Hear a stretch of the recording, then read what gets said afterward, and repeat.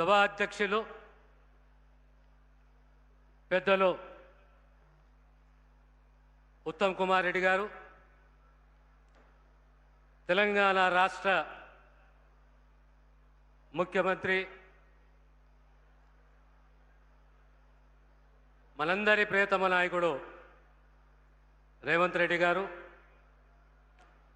సహచర మంత్రివర్యులు వివేక్ వెంకట స్వామి గారు, తెలంగాణ కాంగ్రెస్ అధ్యక్షులు మహేష్ కుమార్ గౌడ్ గారు, జైరాబాద్ ఎంపీ సురేష్ షెట్కర్ గారు, నారాయణఖేడ్ ఎమ్మెల్యే సంజీవరెడ్డి గారు, జూబ్లీస్ ఎమ్మెల్యే నవీన్ యాదవ్ గారు, మిత్రులు మీ అందరి అభిమాన నాయకుడు జగ్గారెడ్డి గారు, నిర్మలా జగ్గారెడ్డి గారు, గిర్ధరెడ్డి గారు, రాజిరెడ్డి గారు, కాటా శ్రీనివాస్ గౌడ్ గారు, ఫహీం గారు, మధు గారు, శశికళ గారు, సంగారెడ్డి జిల్లా వివిధ మున్సిపల్ చైర్మన్లు, ఈనాడు సంగారెడ్డి జిల్లాలో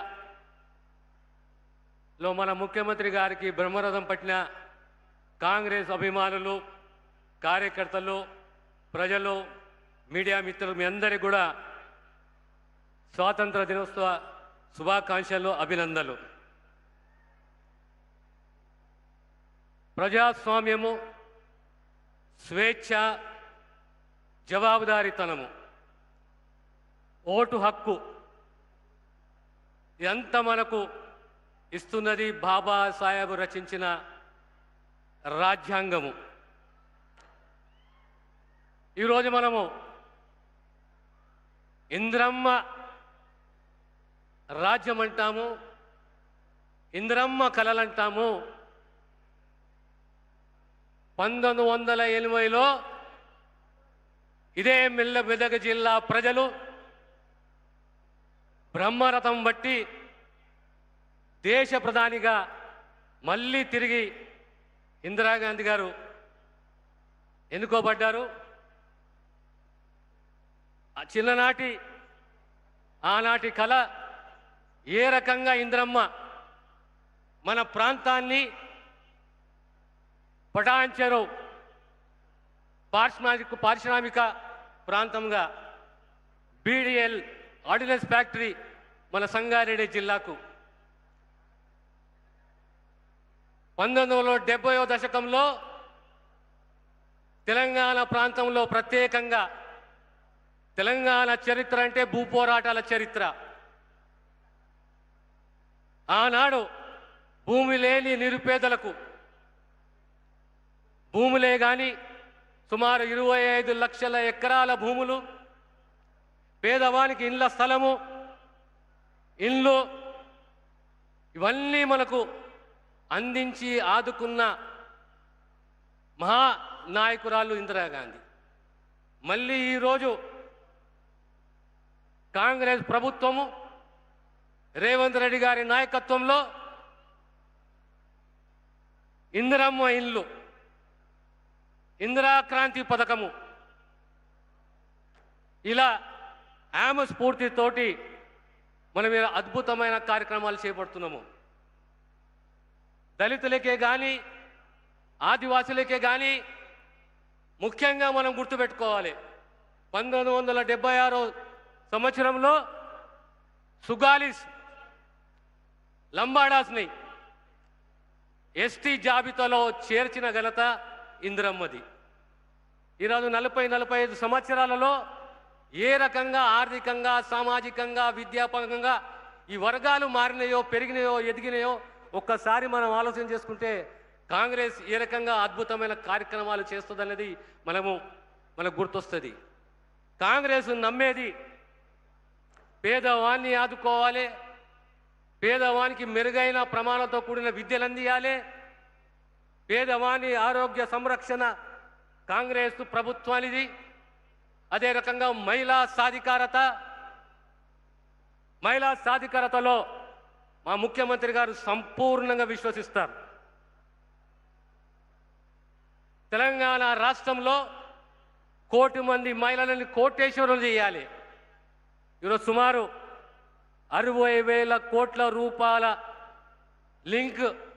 బ్యాంక్ లింకేజ్ ద్వారా రుణాలు ఇవ్వడము, మళ్ళీ తిరిగి వారు సకాలంలో చెల్లిస్తే వారి యొక్క వడ్డీ డబ్బులు ప్రభుత్వం చెల్లించడము, సుమారు 1,500 కోట్ల రూపాయల వరకు ఈరోజు వడ్డీ లేని రుణాలు తిరిగి మహిళలకు అందించిన చరిత్ర అంటే కాంగ్రెస్ ప్రభుత్వాన్ని, రేవంత్ రెడ్డి గారిది. ఇవన్నీ మనం గుర్తుపెట్టుకోవాలి ఒకసారి. ఏ రకంగా తెలీదా రైతు సంక్షేమము, అదే రకంగా జాతీయ స్థాయిలో కాంగ్రెస్ పార్టీ అద్భుతమైన చట్టాలను తీసుకొచ్చింది. ఈరోజు మన్రేగా చట్టము, పేదవాడు వలసపోకూడదు, పేదవానికి ఊర్లోనే ఉపాధి కల్పించాలి. అదే రకంగా పేదవాడు చదువుకోవాలి, right to education, right to information, food security act, ఇవన్నీ తీసుకొచ్చిన గొప్ప యాక్ట్స్ అన్నీ కూడా కాంగ్రెస్. అందులో భాగమే ఈరోజు విద్యాపరంగా ప్రత్యేకంగా ప్రీ ప్రైమరీ స్కూల్సే కానీ, తెలంగాణ పబ్లిక్ స్కూల్సే కానీ, ఇంటగ్రేటెడ్ స్కూల్సే కానీ నైపుణ్యముతో కూడిన విద్యని పేదవానికి అందించాలి అనే తపన కాంగ్రెస్ ప్రభుత్వాన్ని, ముఖ్యమంత్రి గారిది. అదే రకంగా ఆరోగ్యశ్రీలో కని విని ఎరగని రీతిలో ఏ కుటుంబమే కానీ ఆరోగ్యశ్రీ కార్డు ఉంటే ఖచ్చితంగా ఆర్థికంగా బాసటగా నిలబడుతున్నది కాంగ్రెస్ ప్రభుత్వము. ఇలా నిమ్సే కానీ, ఎంఎన్జే కానీ, ఎల్ఓసి 5 లక్షల ఎల్ఓసి, 10 లక్షల ఎల్ఓసి, 3 లక్షల ఎల్ఓసి, ఆ పేద కుటుంబాన్ని ఆరోగ్యపరంగా కాపాడుకునే బాధ్యత మా కాంగ్రెస్ ప్రభుత్వానిది. 5 లక్షలు ఉన్న ఆరోగ్యశ్రీని ఈరోజు 10 లక్షలకు పెంచిన చరిత్ర కూడా కాంగ్రెస్ ప్రభుత్వానిది. అదే రకంగా కొత్త టిమ్స్ 17వ తేదీన ముఖ్యమంత్రి గారి చేతుల మీదుగా ప్రారంభించబోతున్నాము. Telangana institute of medical sciences doctor Marri Chennareddy గారి పేరు మీద. ఇలాంటి అద్భుతమైనది పేదవానికి కావలసినది ఏంది? విద్య, వైద్యము, సామాజిక భద్రత, సాధికారత, మహిళా సాధికారత. ఈరోజు 70,000 పోస్టులను భర్తీ చేస్తే అందులో వైద్య శాఖకు సంబంధించి 16,000 పోస్టులను భర్తీ చేస్తే అందులో సుమారు 10,000 మంది నర్సులు, 10,000 మంది నర్సులు, ప్రతి తాలూకాకు, ప్రతి జిల్లా హెడ్ క్వార్టర్స్కు ఒక నర్సింగ్ కాలేజ్, ప్రతి గ్రామంలో ఒక నర్సింగ్ ఆఫీసర్ ఉండాలనే తపన మా రేవంత్ రెడ్డి గారిది. కనుక ఈరోజు 10,000 మంది నర్సింగ్ ఆఫీసర్లు, మళ్ళీ రాబోయేది ఏఎన్ఎం పోస్టులు. కనుక వైద్యపరంగా ఎలాంటి శస్త్రచికిత్స అయినా 1835 రకాల సర్జరీస్ను ఈరోజు మనము ప్రభుత్వ పరంగా చేపడుతున్నాము.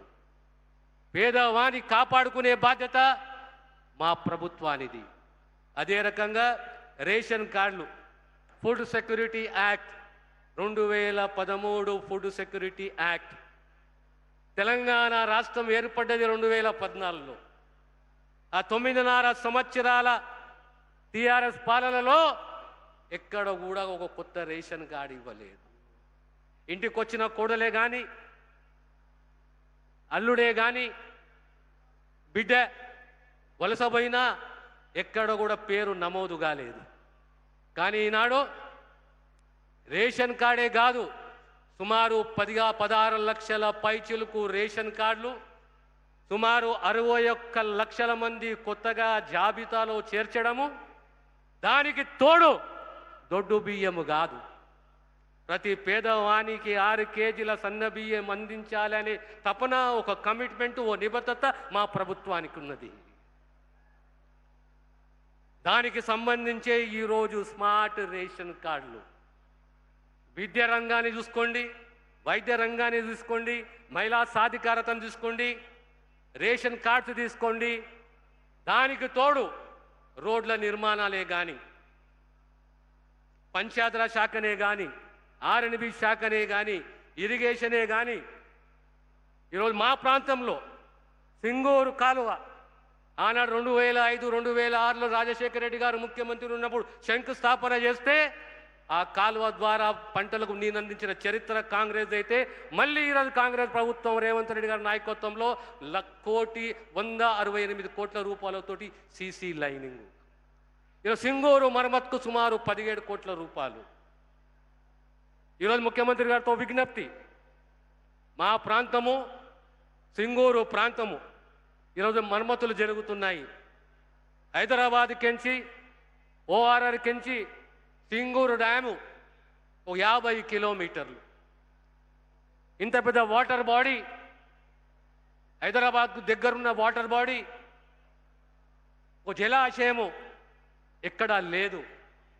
కనుక మా జిల్లా ప్రజల తరఫున, మా ప్రజాప్రతినిధుల తరఫున ముఖ్యమంత్రి గారితో వేడుకుంటున్నాను, సింగూర్ ప్రాజెక్టుని టూరిజం పర్యాటక కేంద్రంగా తీర్చిదిద్దాలని చెప్పేసి ముఖ్యమంత్రి గారితో విజ్ఞప్తి చేస్తున్నాను. అదే రకంగా కాంగ్రెస్కు చరిత్ర ఉన్నది. బడుగు బలహీన వర్గాలు ఆత్మధైర్యంతో ఆత్మగౌరవంతో సమాజంలో బ్రతకాలి.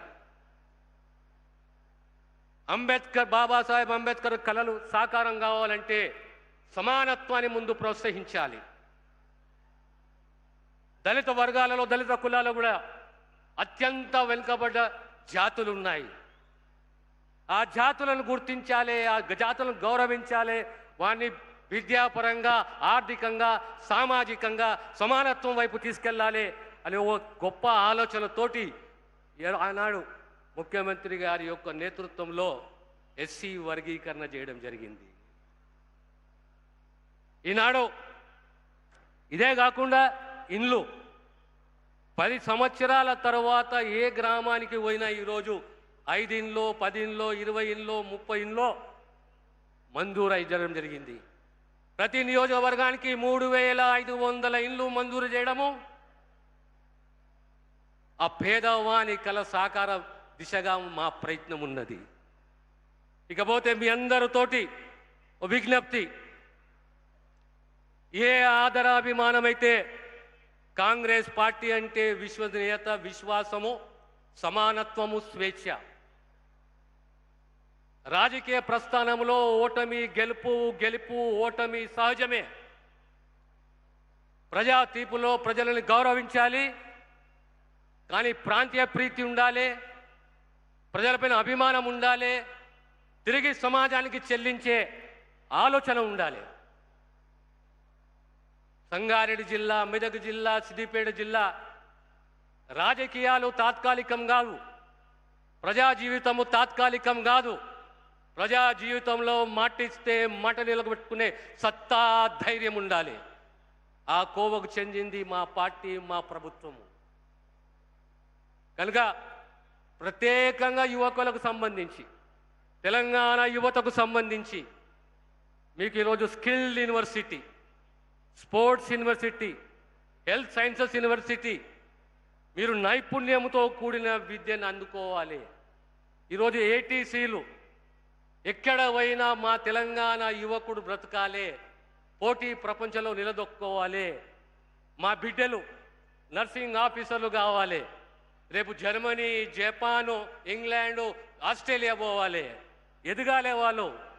తెలంగాణ స్టేట్, తెలంగాణ రాష్ట్రము ఆరోగ్యపరంగా, విద్యాపరంగా దేశంలోనే ఉన్నత స్థాయిలో ఉందనే దిశగా కాంగ్రెస్ ప్రభుత్వం కృషి చేస్తున్నది.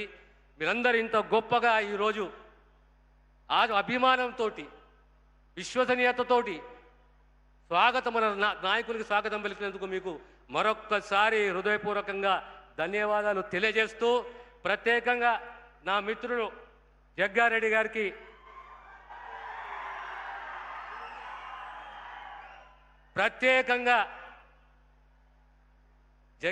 గారికి కాంగ్రెస్ పార్టీకి ఏ విశ్వాసము, ఏ నమ్మకంతో మీరు ప్రేమతోటి స్వాగతం పలికిర్రో జగ్గారెడ్డి గారి నాయకత్వంలో మరొకసారి మీకు హృదయపూర్వక అభినందనలు తెలియజేస్తూ సెలవు తీసుకుంటాను. ధన్యవాదాలు సార్. గౌరవనీయులైన ముఖ్య అతిథి మన ప్రియతమ ముఖ్యమంత్రి రేవంత్ రెడ్డి గారికి, స్థానిక ప్రజాభిమాన నేత నిర్మలా జగ్గారెడ్డి గారు, గౌరవ మంత్రివర్యులు